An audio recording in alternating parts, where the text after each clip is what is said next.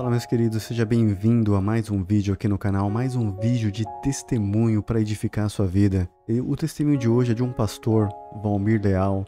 Ele sofreu um acidente de carro onde duas pessoas acabaram falecendo, uma delas era a esposa dele, e ele acabou se revoltando e saiu da igreja. E 9 meses depois ele sofreu um outro acidente, uma queda de altura de aproximadamente 8 metros de altura, e sofreu traumatismo craniano e acabou morrendo, tendo morte cerebral. E segundo ele, ele foi levado ao inferno e viu coisas terríveis lá. Então, acompanhe esse testemunho impactante. Eu tenho certeza que vai impactar a sua vida será transformada por esse testemunho desse pastor, certo? Então, se você ainda não é inscrito no canal, se inscreva, ativa o sininho e vamos lá para esse testemunho maravilhoso aí que realmente é muito impressionante. No dia 7 de agosto de 2001, o pastor Valmir Leal sofreu um grave acidente onde a sua esposa e uma outra mulher morreram. Por causa da dor da perda, ele diz ter ficado indignado com Deus e a igreja e acabou se desviando do evangelho. 9 meses após o acidente, ele se acidentou novamente, caindo de uma altura de cerca de 8,5 metros. Valmir Leal diz ter sofrido morte cerebral, saiu do corpo e foi levado ao inferno. E o que ele viu o deixou aterrorizado e vai chocar você. O pastor Valmir Leal faleceu no dia 9 de junho de 2020, vítima da Covid. Bendito é o nome do Senhor Jesus. Hoje é um dia de alegria para nós. Eu jamais imaginava que um dia eu estaria assim participando da Santa Ceia. Jamais. Mas Deus teve uma grande misericórdia. Me deu essa oportunidade e eu louvo a Deus todos os dias. Porque você não tem noção o que é o abismo. Eu vou reduzir meu testemunho, resumir o meu testemunho e vou contar uma parte assim que vai mexer com o teu coração, é forte. Tem coisas que eu não consigo contar. Tem coisas que é muito forte. Já comecei muitas vezes a querer contar e não consigo, é muito difícil. Você não tem noção do que as pessoas passam lá no abismo, sabendo, consciente. E eu gostaria que você abrisse a tua Bíblia no livro de Hebreus, no capítulo 3 e no verso 7. Portanto, como diz o Espírito Santo, se hoje ouvir a sua voz, não endureça o vosso coração, como na provocação, no dia da tentação do deserto, onde os vossos pais me poram em prova e viram minhas obras por 40 anos, e por isso me indignei contra essa geração e disse: estes sempre erram em seu coração e não conheceram o meu caminho. Assim jurei na minha ira, não entrarão no meu repouso. Vede, irmãos, que jamais aconteça em qualquer um de vós um coração mau, infiel, que a parte do Deus vivo. Exortai-vos uns aos outros todos os dias, durante o tempo que se chama hoje, para que nenhum de vós endureça pelo engano do pecado, porque nós tornamos participante de Cristo, se retivermos firmemente o princípio da vossa confiança até o fim.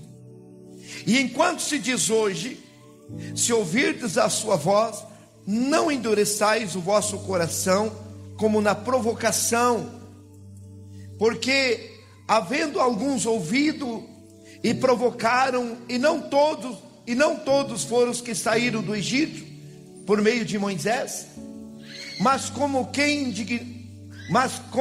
que indignou por 40 anos, não foi porventura os que pecaram e cujos cadáveres caíram no deserto?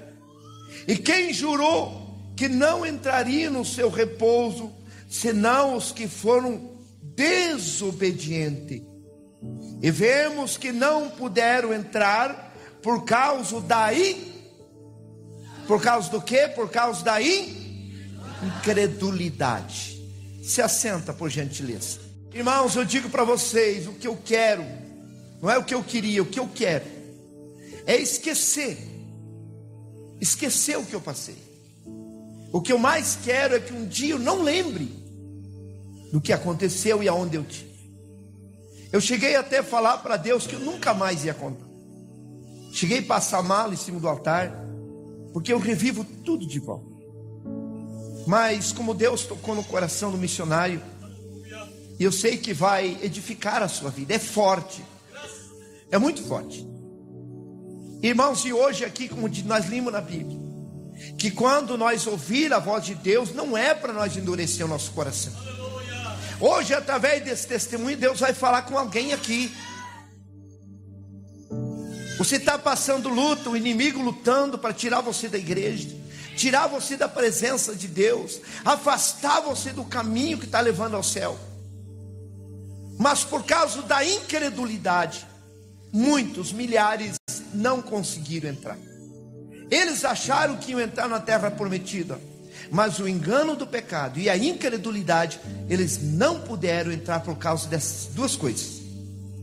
Irmãos, dia 7 de agosto de 2001, eu tive um acidente grave, ali na cidade de São José. Chegando em São José, ali no sinaleiro do Bradesco, era 8h30 da manhã, estava indo para Curitiba, eu tive um grave acidente.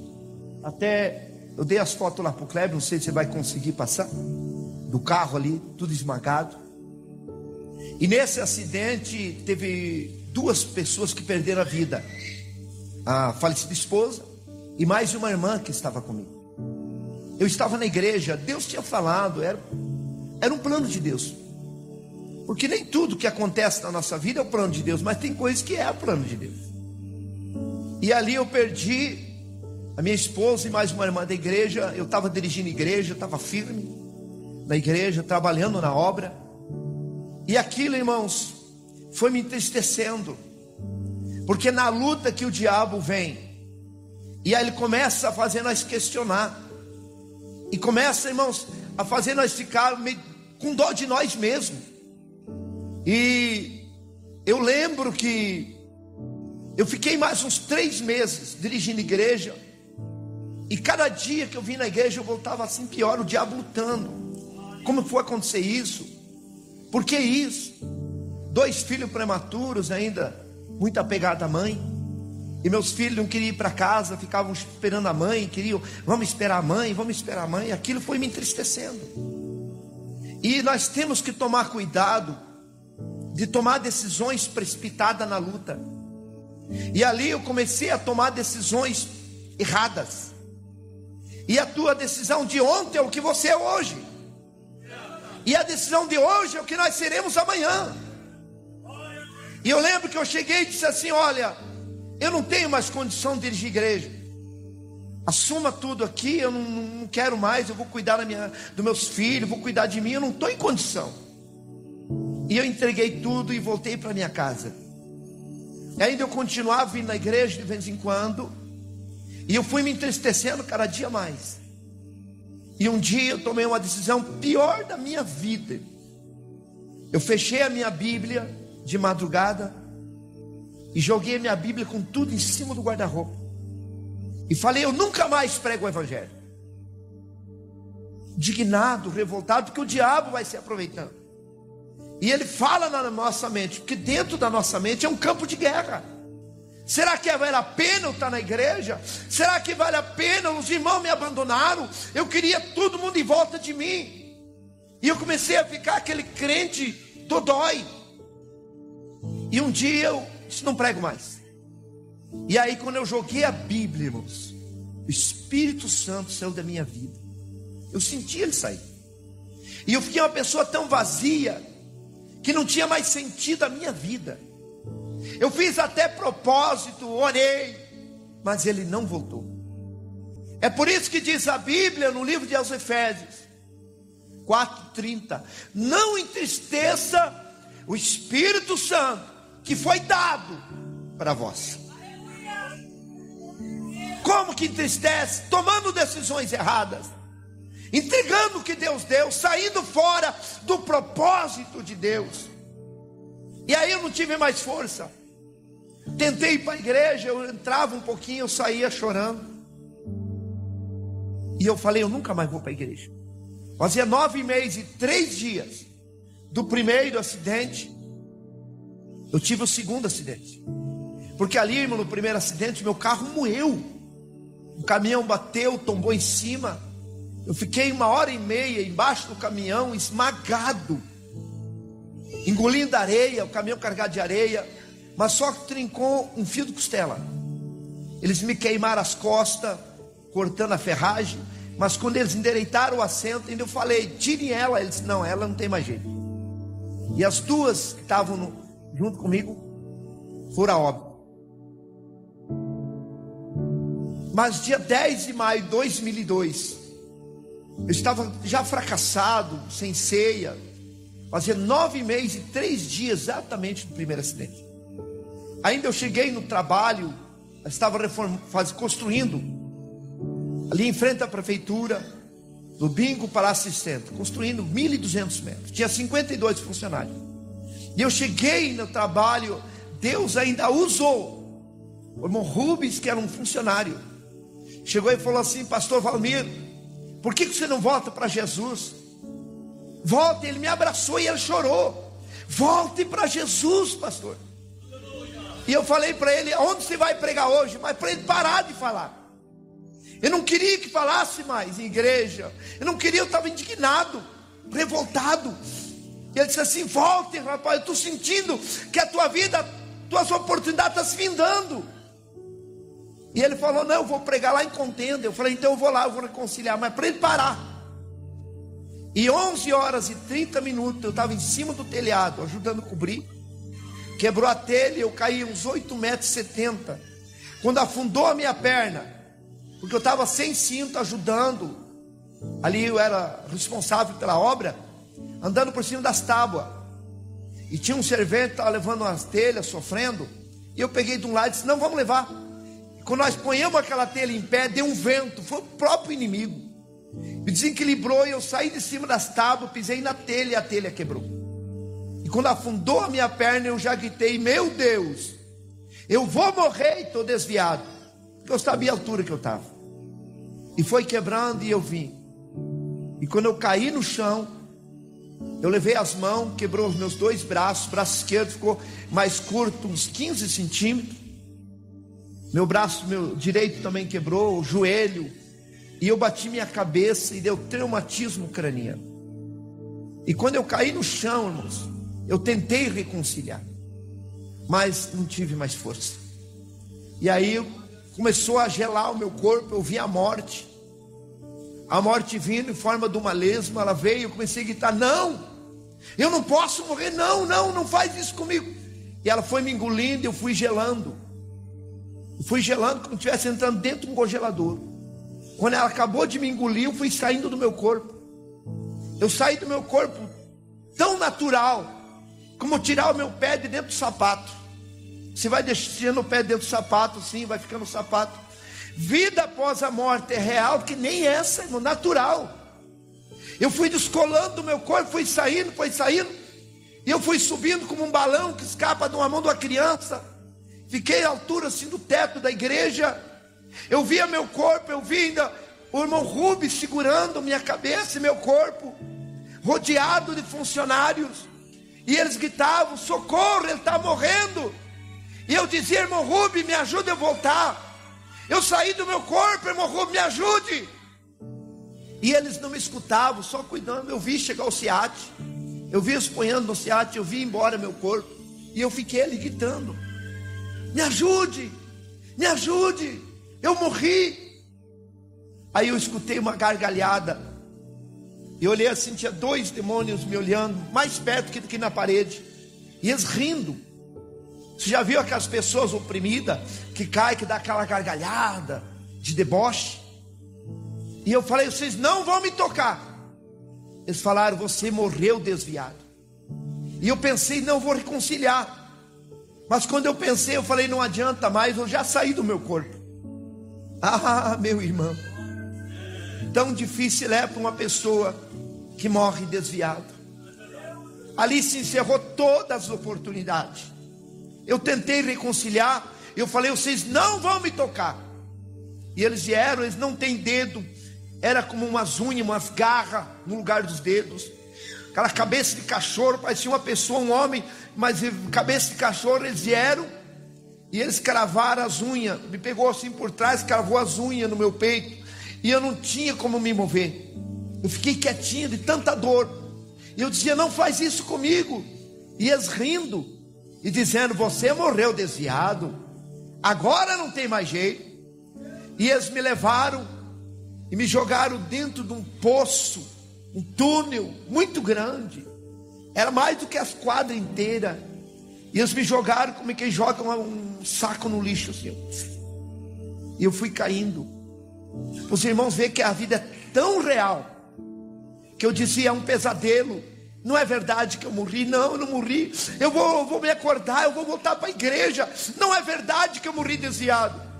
Mas quando eu abri o olho e olhava, eu caindo e sumindo a claridade da boca daquele túnel, e eu caindo, e fui entrando numa escuridão. E eu gritava para os meus filhos: solte uma corda, eu caí num poço, pelo amor de Deus, me tirem daqui.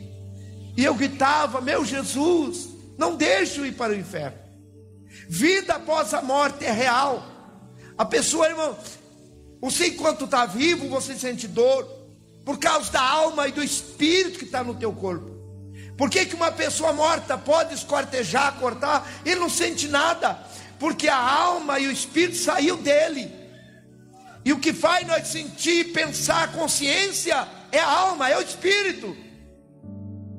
E eu fui, irmãos, caindo, e fui escutando, irmãos, gritos muito alto de milhares de pessoas. E eu fui chegando perto, e quando eu cheguei perto, eu senti um calorão, como fosse um chaminé de uma churrasqueira acesa. E eu fui chegando perto, irmãos, para você ter uma noção, é como uma pessoa estivesse dentro de um vulcão. Não tem para onde você ir. Se você queimar o teu dedo, você põe o dedo na água, você protege, mas você cai o corpo inteiro dentro daquele fogo. E ali eu comecei a gritar: por que eu desviei do evangelho?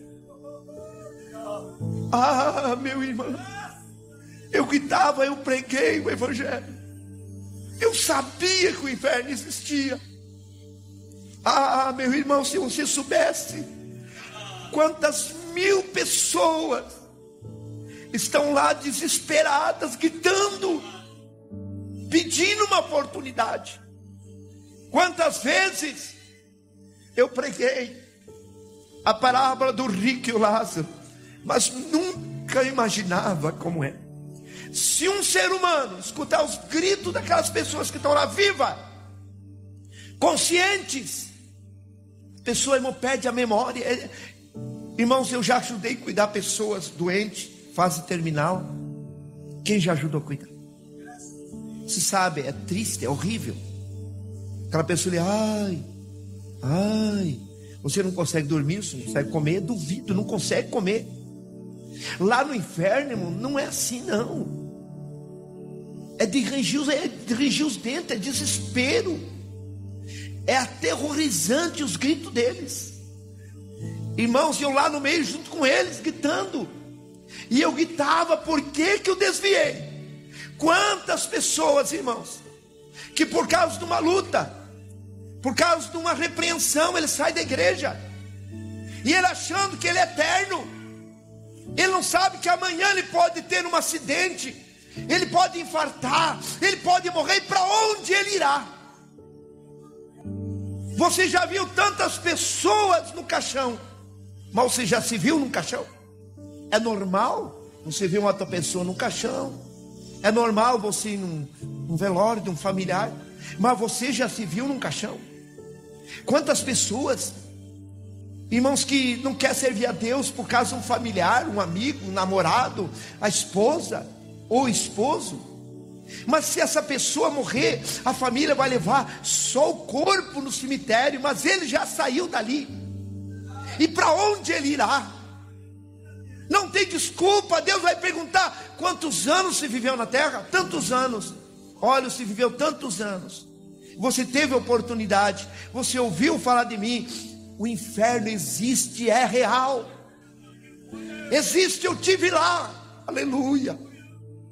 E eu estava lá, irmãos. Pela medicina eu fiquei 3 dias e meio lá. Porque eu tive morte cerebral no hospital evangélico. Eu fiquei 3 dias em morte cerebral. No dia que eles iam tirar os aparelhos, foi o dia que eu voltei para o meu corpo. Mas é horrível, irmãos. É horrível. Eu digo para vocês, eu só tenho o diabo como meu inimigo. Não tenho nenhum ser humano. Eu não quero que ninguém vá para lá. Inferno não foi feito para ser humano, irmãos. As pessoas, eu fui para lá achando que eu não ia. Quantas vezes meus amigos lá em casa, crente, diziam: pastor Valmir, o senhor pregou, o senhor dirigiu região, o senhor dirigiu muitas igrejas, quantas almas você ganhou? Eu dizia: você está me condenando porque eu parei de pregar? Quem não tem pecado, atire a primeira pedra. Eu falava isso para as pessoas pararem de pregar para mim. Isso é desculpa, isso não justifica. Eu achei que eu não ia para lá porque eu estava parado. Mas quando eu saí do meu corpo, aí eu vi que não tinha mais. E eu estava lá, irmãos. Tem coisa, irmãos, que eu não consigo contar, porque cada pouco assim, irmão, tinha um demônio que dava um grito lá no fundo assim. E quando aquele demônio gritava, vinha com uma onda de calor muito mais forte. E vinha assim aumentando o grito, conforme vinha aquela onda de calor, e aumentando, e eu já começava a gritar, porque aumentava não sei quantas calorias a mais, graus de calor. E nós ficávamos ponto assim, irmãos, lá não morre, senão morria. E quando passava aquela onda de calor, um pouco ele gritava de novo.